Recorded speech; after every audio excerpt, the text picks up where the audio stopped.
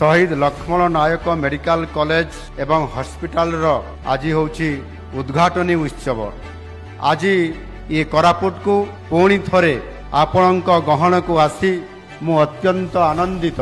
आज शुभावसर रे 280 कोटी टंका व्यय रे 650,000 विशिष्ट नुआ हॉस्पिटल रो उद्घाटन करा जायछि। आज शुभ बेल रे यह निश्चित भाव में मो पाई आनंददायक।